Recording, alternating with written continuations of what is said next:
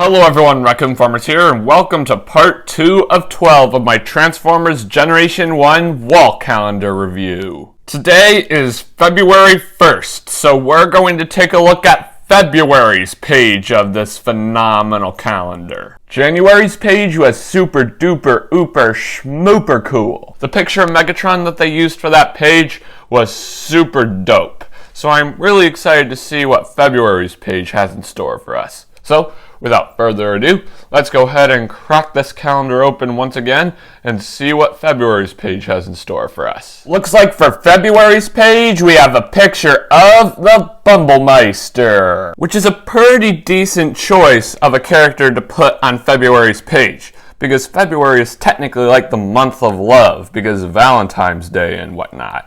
And everyone loves Bumblebee, am I right? Let me know in the comment section below if you agree. The picture of Bumblebee is pretty decent. You can kind of see his Volkswagen Bug headlights on his feet, or maybe not Volkswagen Bug, his car mode headlights on his feet. I don't know.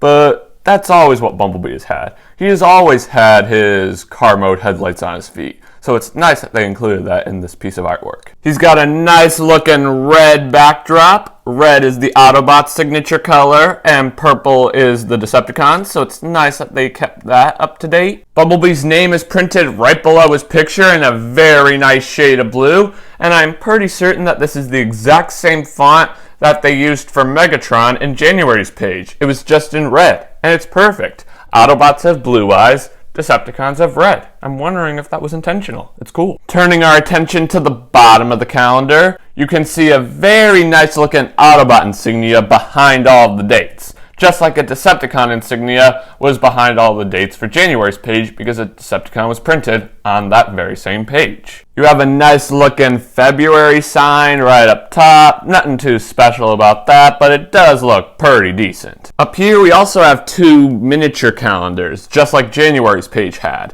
There's the previous month, January of 2022, and the next month, March of 2022. And they also remembered to print all of the dates in February, 1 through 28, because this year isn't leap year, otherwise there'd be 29 dates. And they also managed to remember all of the holidays for each date as well, on the exact day that they occur in real life. Like New Moon on February 1st, First Quarter on February 8th, which is also the day that episode 2 of Coloring Page Chaos is going to debut, so make sure to catch that if you really want to see it. Valentine's Day on February 14th, Full Moon on February 16th, President's Day on the 21st, and Last Quarter on the 23rd. Overall, this was a phenomenal page of the Transformers Generation 1 wall calendar, and I am really excited to see what March's page has in store for us. But we'll just have to wait and see next month. Well friends, this pretty much wraps up this video review. Thanks for tuning in. Remember to click that big red subscribe button and hit that notification bell so you never miss out